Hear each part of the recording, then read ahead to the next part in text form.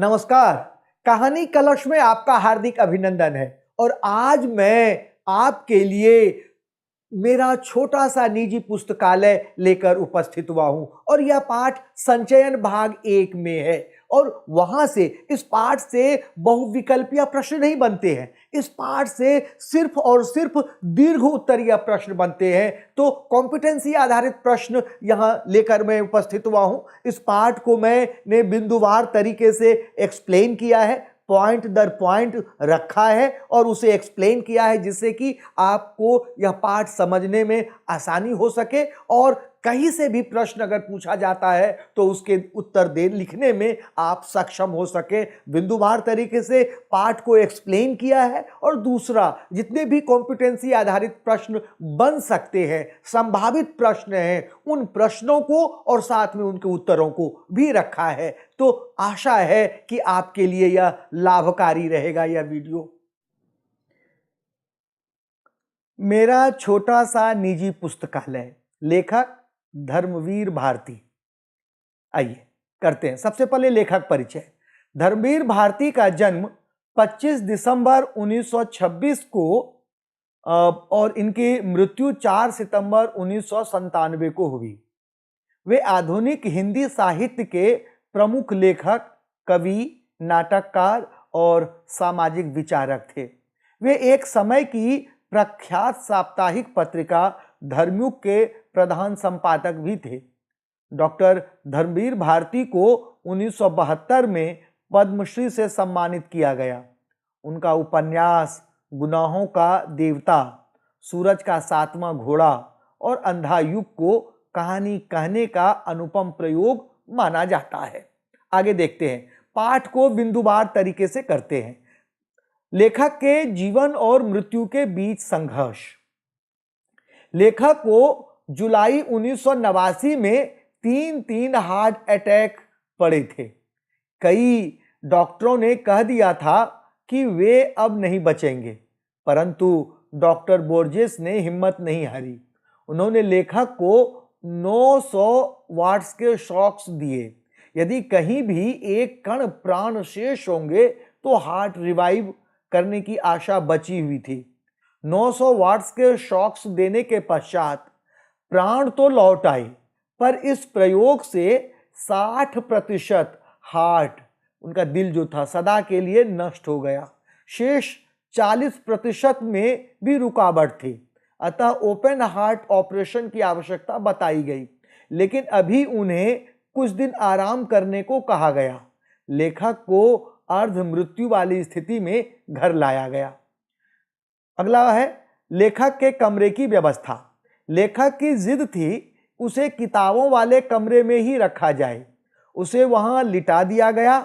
चलना, बोलना, पढ़ना सब कुछ मना था। वह दिन भर कमरे में पड़े पड़े 2 ही चीजें देखता। कमरे में बाईं ओर की खिड़की के सामने रह रह कर हवा में झूलते सुपारी के पेड़ के झालरदार पत्ते और कमरे की अलमारियों में भरी किताबें। लेखक के पास हजारों किताबें जमा हो गई थी। यह कैसे जमा हुई इसकी तो कुछ बात कह नहीं सकते। इसकी भी एक कहानी है।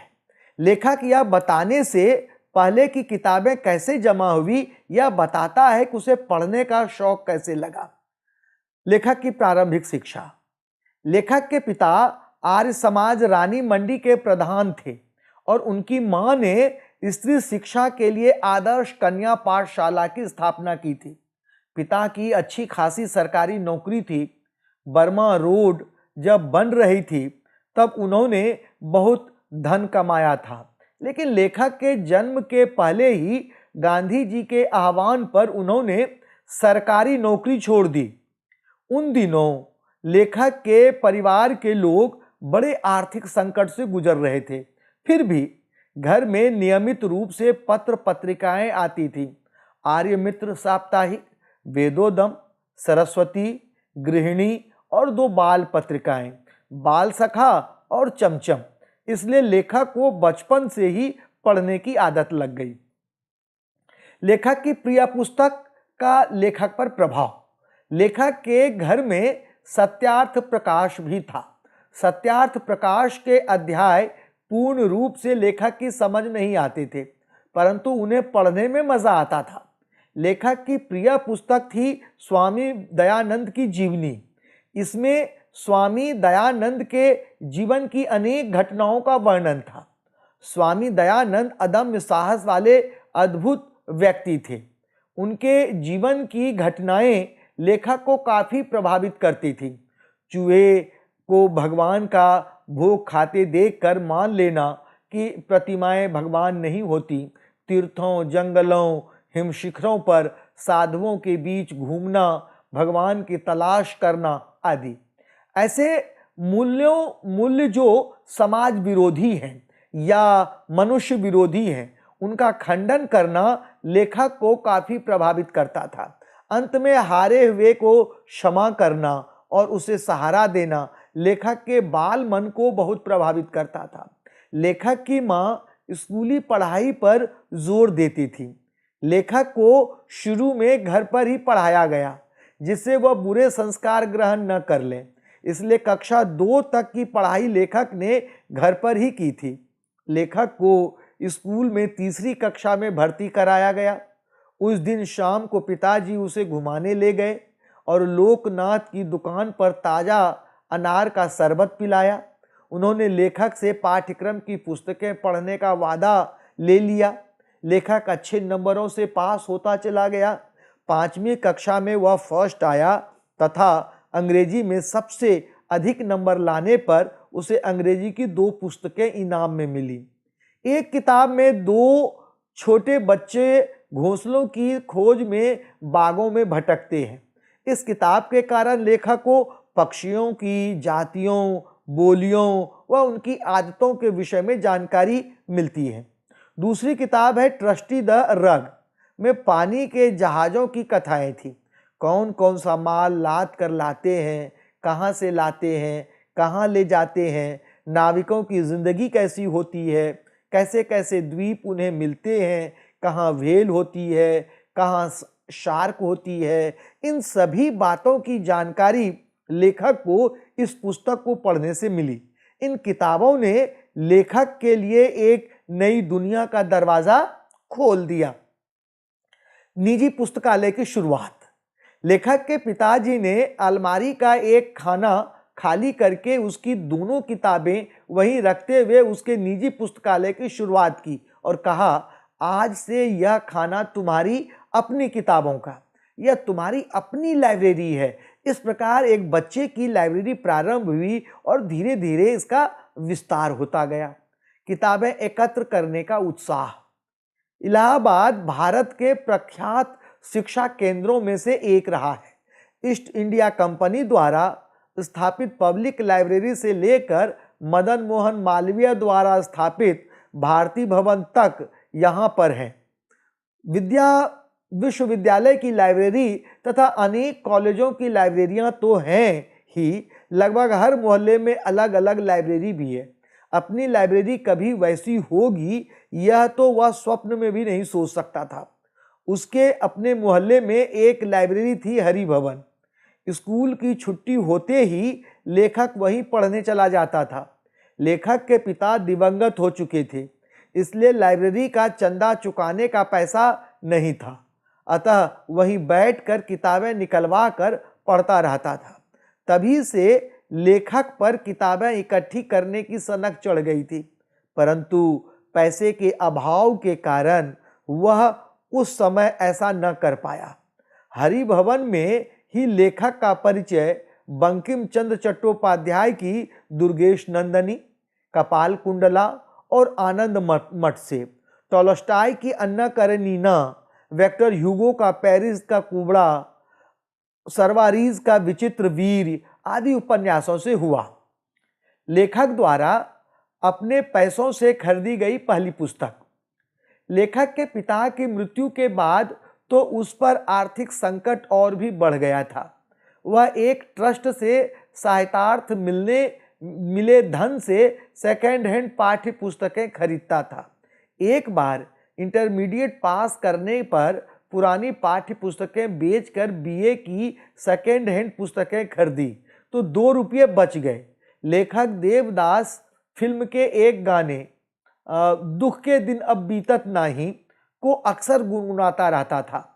माँ ने धीरज बंधाते हुए समझाया कि दिल इतना छोटा क्यों करते हो, दुख के दिन बीत जाएंगे। उन्होंने लेखक से पिक्चर देख आने को कहा, पर वह पिक्चर देखने के स्थान पर उन 2 रुपयों से देवदास नामक पुस्तक ही खरीद लाया। उसने 10 आने में किताब खरीदकर बचे हुए पैसे माँ के हाथों में रख दिए। यह देखकर माँ की आंखों में आंसू आ गए। यह उसकी अपने पैसों से खरीदी गई पहली पुस्तक थी। और अगला पॉइंट है लेखक को पुनर्जीवन। आज लेखक के पास पुस्तकों के संकलन में विभिन्न विषयों पर अनेक लेखकों की हजारों पुस्तकें हैं। इनके बीच लेखक स्वयं को भरा भरा सा महसूस करता है।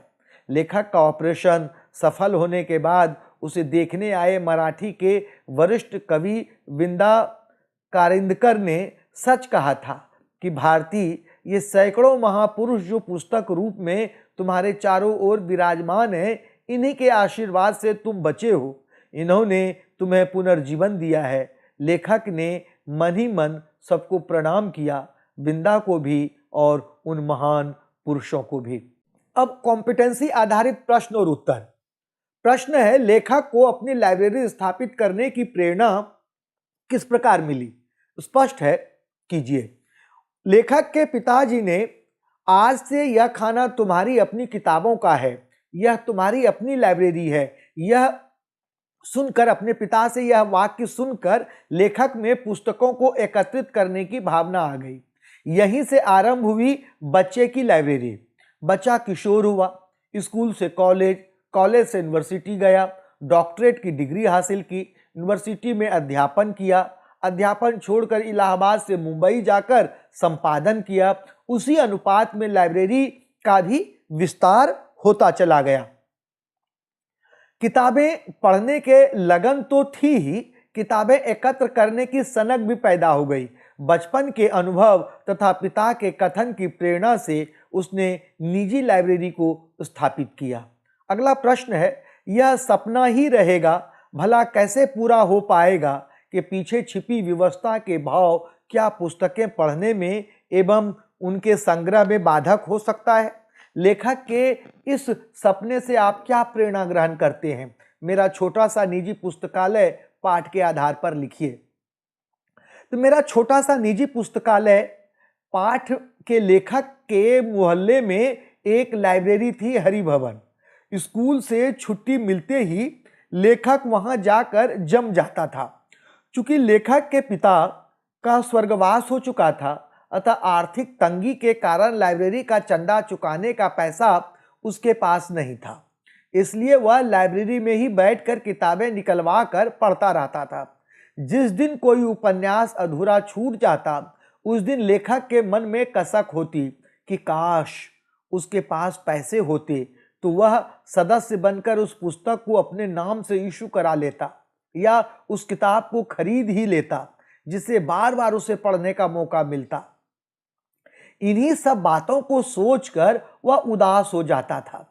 इस प्रसंग से हमें यह शिक्षा मिलती है कि व्यक्ति के अंदर पढ़ने की ललक होनी चाहिए, नए नए तथ्यों एवं विचारों को जानने की उत्सुकता होनी चाहिए। यदि किसी काम के प्रति व्यक्ति में दृढ़ इच्छा शक्ति है तो उसे पूरा करने में कोई भी विपरीत परिस्थिति बाधा नहीं बन सकती। अगला प्रश्न है, मां अपने संतान को दुखी नहीं देख सकती। मां का दिल तो आखिर मां का दिल होता है। इस बात की पुष्टि के लिए मेरा छोटा सा निजी पुस्तकालय पाठ से उदाहरण दीजिए। उत्तर है, मेरा छोटा सा निजी पुस्तकालय पाठ का लेखक इंटरमीडिएट पास लेखक के बाद आर्थिक तंगी के कारण अपनी पुरानी पाठ्य पुस्तकें बेचकर बीए की पाठ्य पुस्तकें लेने एक सेकेंड हैंड बुक शॉप पर गया। अपनी पाठ्य पुस्तकें खरीदने के बाद भी उसके पास 2 रुपये बच गए थे, जो उसने अपनी मां को दे दिए। उन्हीं दिनों वहां के सिनेमा घर में देवदास फिल्म लगी थी, जिसका एक गाना दुख के दिन अब बीतत नाही लेखक को बहुत पसंद था। वह अक्सर इसे गाने को गुनगुनाता रहता था और कभी कभी इस गाने को गुनगुनाते समय उसकी आंखों से आंसू निकल आते थे। यह देखकर उनकी मां द्रवित हो गई, ताकि आखिर संतान तो संतान ही है, और उन्होंने अपने बेटे को फिल्म देखने की इजाजत दे दी और कहा कि इतना दुखी क्यों होते हो, जाकर फिल्म देख लो। अगला प्रश्न है, लेखक को कौन सी पुस्तकें इनाम में मिली और इनका लेखक के जीवन पर क्या प्रभाव पड़ा।